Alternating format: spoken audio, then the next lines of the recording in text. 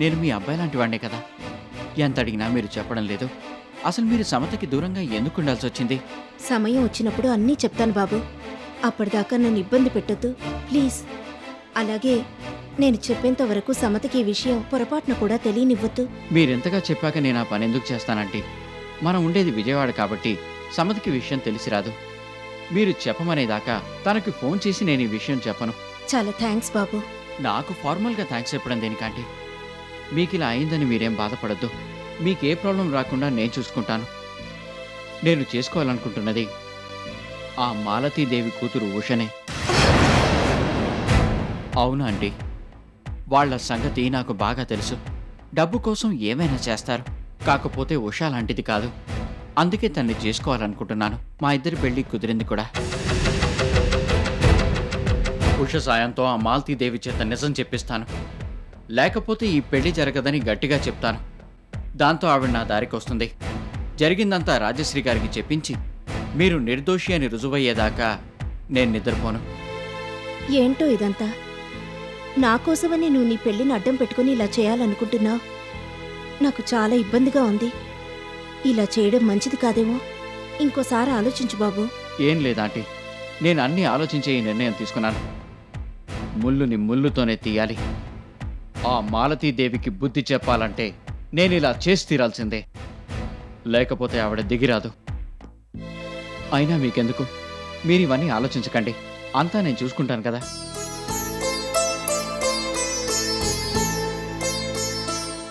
ఇప్పటికే మీరు మానసికంగా చాలా కుంగిపోయి ఉన్నారు. ఈ ఇంట్లో ఉన్ననాళ్ళన్నా ఎటువంటి ఆలోచనలు పెట్టుకోకుండా మనశ్శాంతితో ఉండండి. అదే నాకు కావాల్సింది. మీరలా ఉంటానని నాకు మాటిస్తేనే నేను ప్రశాంతంగా ఉండగలుగుతాను.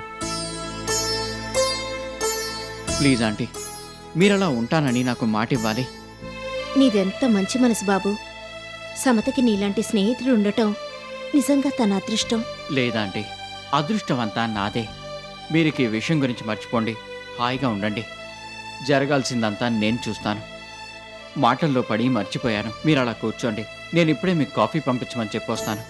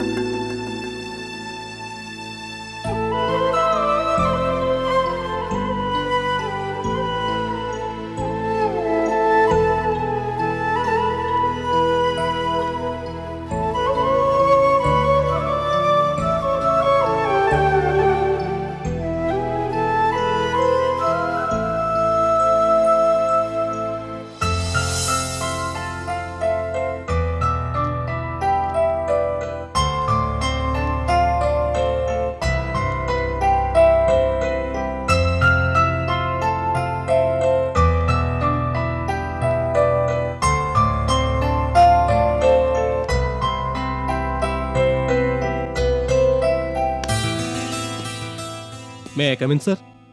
Yes.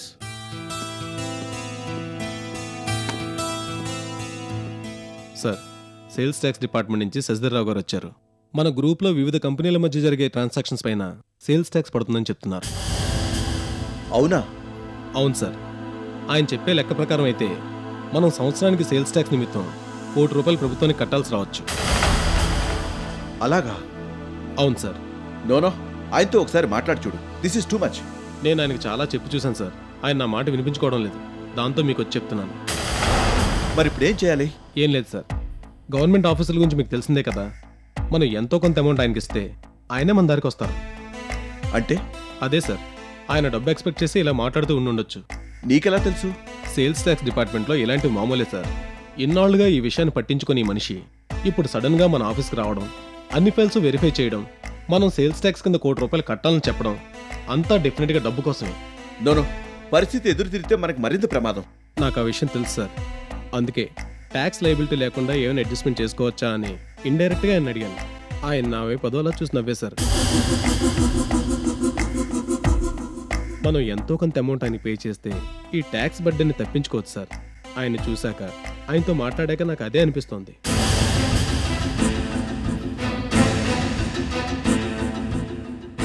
ఏంటి సార్ ఇంకా ఆలోచిస్తున్నారు?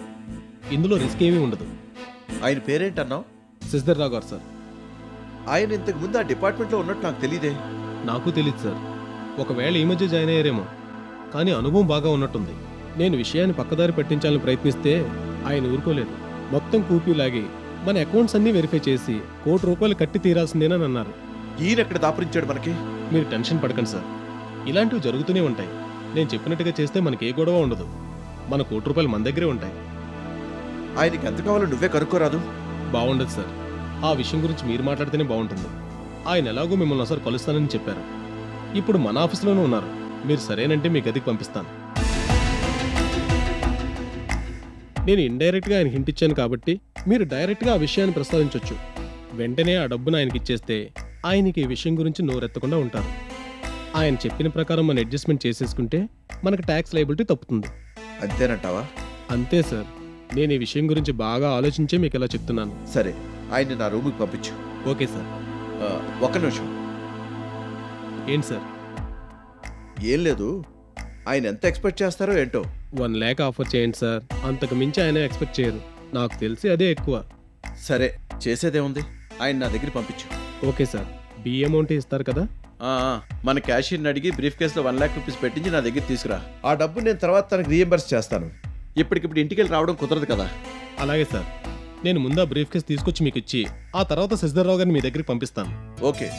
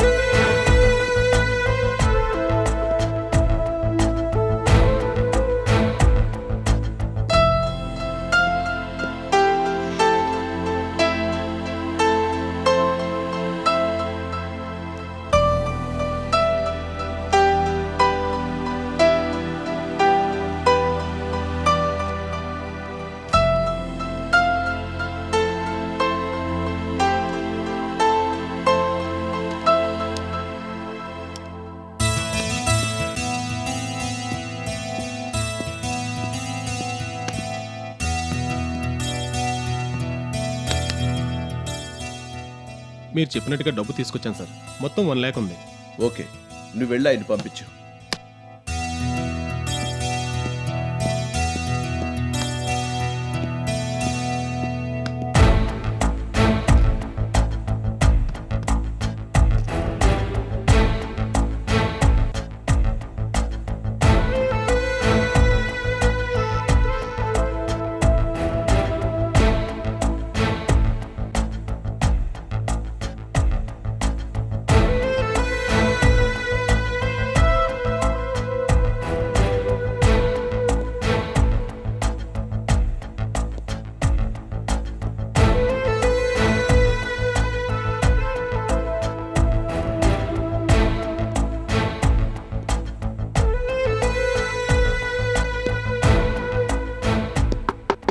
May I come in?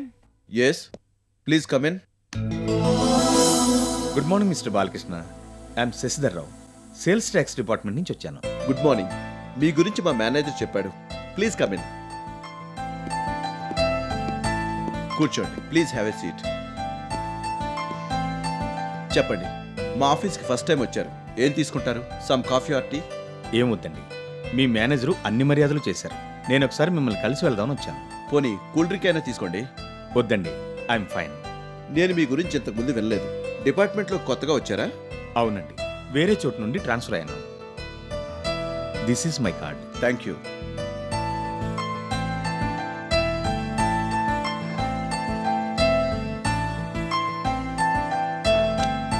Thank you. Me card చాలా బాగుంది. నేను మీ టైం ఎక్కువగా వేస్ట్ చేయను. I will come straight to the point. మీరు మాకేదో సేల్స్ ట్యాక్స్ లైబిలిటీ ఉందని చెప్పారట. ఏవో అడ్జస్ట్మెంట్స్ చేస్తే ఆ ట్యాక్స్ కట్టడం తప్పించుకోవచ్చని మా మేనేజర్ అంటున్నాడు. ఎస్. ఎలా అయినా మా మీద ఆ ట్యాక్స్ బట్టి పడకుండా చూడండి. 1 crore అంటే చాలా ఎక్కువ కదా. I will see what I can do. Thank you very much. ఈ బ్రీఫ్ కేస్ తీసుకోండి. ఈ సాయం మాకు చేస్తున్నందుకు మీకు ఈ చిన్న కానుకను అందించాలనుకుంటున్నాను.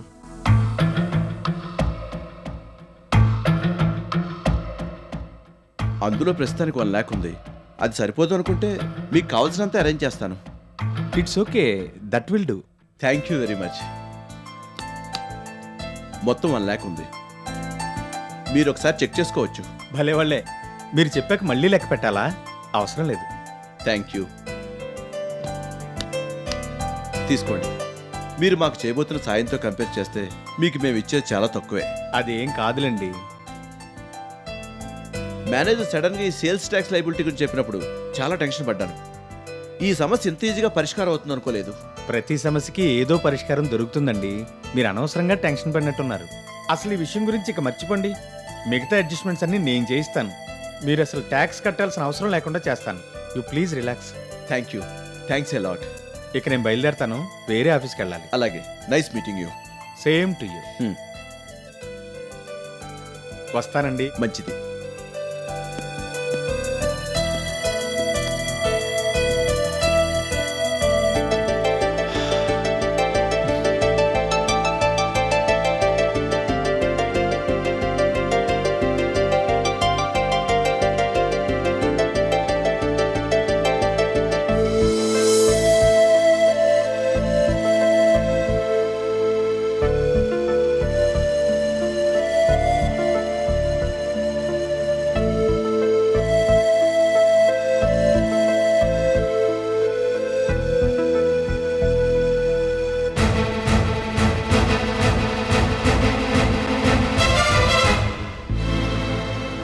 మీరా?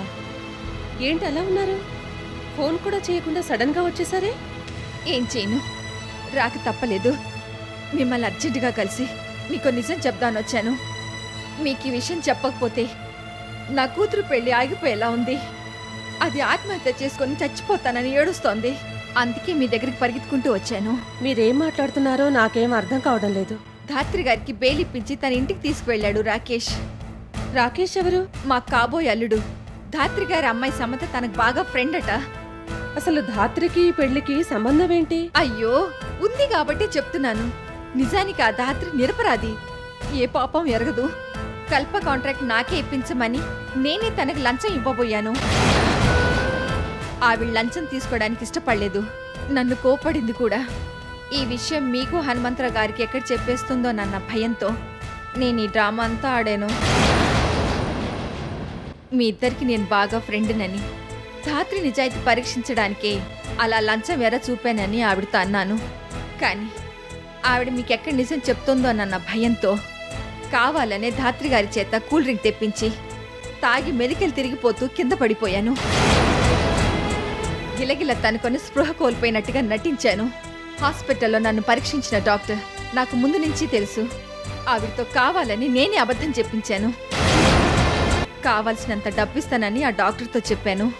నాకు విషప్రయోగం జరిగిందని ఆవిడ మీతో అబద్ధం చెప్పింది. నేను మీకు చెప్పినవన్నీ అబద్ధాలే. ఆ ధాత్రి గారు ఏ పాపం ఎరగరు, నిప్పు లాంటి మనిషి. ఆవిడ మీద నింద వేసి నేను చాలా పెద్ద పాపం చేశాను. అందుకే దేవుడు నన్ను ఇలా శిక్షించాడు. మా అమ్మాయి ఉషకి రాకేష్కి ఇంతకు ముందే పెళ్లి సెటిల్ అయింది. రాకేష్ని తప్ప ఇంకొకళ్ళని చేసుకోనని ఉష మొదటి నుంచి చెప్తూ ఉండేది. వాళ్ళిద్దరు ఒకళ్ళనొకళ్ళు బాగా ఇష్టపడ్డారు. ఇప్పుడు ఈ పెళ్లి జరగకపోతే నా కూతురు నాకు దక్కదు. సమత తనకు చాలా సాయం చేసిందని, ధాత్రి గారంటే తనకు చాలా గౌరవం అని, అందుకే ఆవిడికి బెయిల్ ఇప్పించి తనింటికి తీసుకెళ్లానని రాకేష్ నాతో చెప్పాడు. ధాత్రి పైన అన్యాయంగా నింద వేశానని నన్ను తిట్టిపోశాడు. అసలేం జరిగిందో మీ దగ్గరికి వెళ్ళి చెప్పమన్నాడు. మీతో ఈ నిజాలని చెప్పకపోతే ఉషాన్ చేసుకోనని తేల్చి చెప్పాడు. నేనెంత నచ్చ చెప్పినా నా మాట వినిపించుకోలేదు. కాళ్ళ వేళ్ల పడి బతిమాలాను. కావాలంటే అనుకున్న దానికన్నా ఎక్కువ కట్నం తీసుకోమన్నాను. రాకేష్ నా మాటలు వినిపించుకోలేదు. అదంతా కుదరదన్నాడు. నేను మీ దగ్గరికి వచ్చి నిజాలన్నీ చెప్పకపోతే ఈ పెళ్లి జరగదని ఖచ్చితంగా చెప్పేశాడు. అందుకే మీ దగ్గరికి పరిగెత్తుకుంటూ వచ్చాను. రాకేష్ మాటల్ని విన్న ఉష గుండెలు బాదుకుంది. నిద్ర మాత్రలు మింగి చేస్తానని నన్ను బెదిరించింది. దానికి ఏమనైతే నేను బతకలేను. అందుకే మీ దగ్గరకు వచ్చి నిజాలన్నీ చెప్పేశాను. I'm very sorry. డబ్బుకి కక్కుర్తిపడి నేను ఆవిడికి లంచం ఇవ్వాలని చూశాను. ఆ విషయం ఎక్కడ బయటపడుతుందోనని ధాత్రి గారి మీద లేనిపోని నిందలన్నీ వేశాను. నన్ను క్షమించండి ప్లీజ్. నేను మీ దగ్గరికి వచ్చి నిజాలని ఒప్పుకున్నానని ఓసారి రాకేష్కి ఫోన్ చేసి చెప్పండి. లేకపోతే నా మాటల్ని నమ్మడు. ఆలస్యం అయితే నా కూతురు నాకు దక్కదు. ప్లీజ్ రాజశ్రీ గారు, రాకేష్కి ఒకసారి ఫోన్ చేయండి.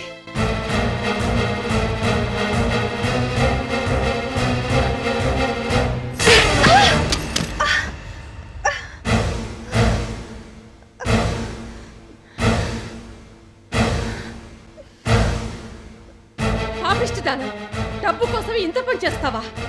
నేనేం చేసిన పాపం లేదు. నీ సంగతి తర్వాత తెలుస్తాను.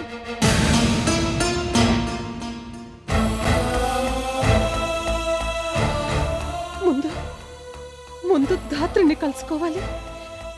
చేసిన తప్పుకి లెంపలేసుకుని తన కాళ్ల మీద పడి క్షమించమని ప్రాధేయపడాలి. అన్యాయంగా నిరపరాధి పైన ఎన్ని నిందలేశాను. తనెంత చెప్పినా తన మాటల్ని పట్టించుకోలేదు. నిర్దాక్షిణ్యంగా తన మీద ఈ నింద వేశాను. నేనప్పుడు అన్యాయంగా అలా మాట్లాడుతుంటే ధాత్రి లోపల ఎంత కుమిలిపోయిందో నాకిప్పుడు అర్థమవుతోంది. చిచి, ఇదంతా తలుచుకుంటుంటే నా మీద నాకే ఆశయం వేస్తోంది. చాలా అన్యాయంగా ప్రవర్తించాను. నన్ను నమ్మి నా ఇంటికి వచ్చిన అమాయకురాల్ని పోలీసులకు అప్పగించాను. నిజంగా నా పాపానికి నిష్కృతి లేదు.